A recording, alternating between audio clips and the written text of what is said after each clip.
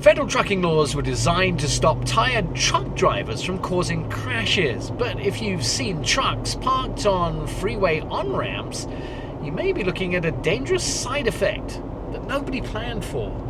Truck drivers move the goods America depends on. Food, medicine, car parts, dog food, furniture, and almost everything else rides on a truck at some point. Federal rules are meant to keep tired truck drivers off the road. The problem starts when a driver's legal clock runs out and there's nowhere safe or legal to park. This sounds like a trucking problem. It isn't. It's a road safety problem for everyone. To understand the issue, we spoke to Evan Shelley, founder and CEO of the Truck Parking Club. Truck Parking Club, we're a two-sided marketplace where we help truckers, fleet managers, dispatchers find and reserve parking through our mobile app and website. The idea is simple. Truck Parking Club helps drivers find a place to stop, and it helps property owners make money for unused space. Think of it as an Airbnb for truck parking. Fewer throw pillows and considerably more diesel.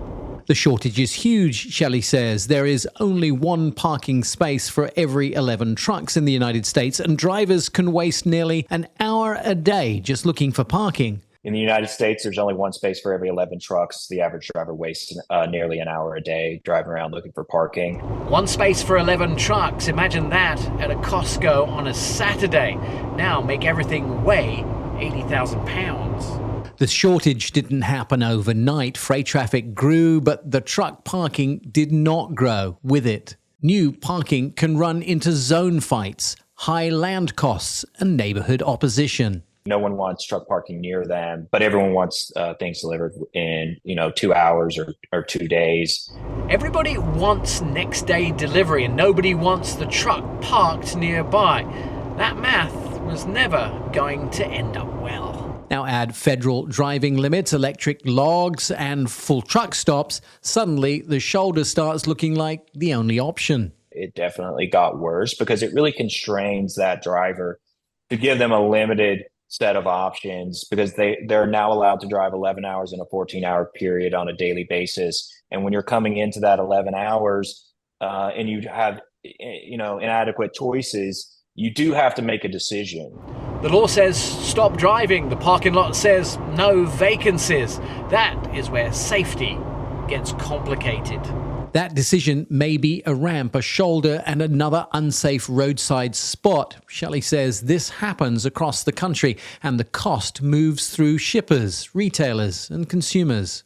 There are millions of unsafe, unauthorized parking events by trucks on an annual basis that ultimately cost the industry, we believe, over $100 billion a year, which flows right down to the shipper, retailer, and to the consumer.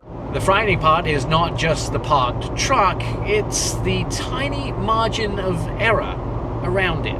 Ramp parking can become deadly very quickly. It only takes one distracted moment for another driver. A driver veers off the road a couple feet, and that's just enough to hit a trailer or hit a cab, and it can result in a very serious collision or fatality.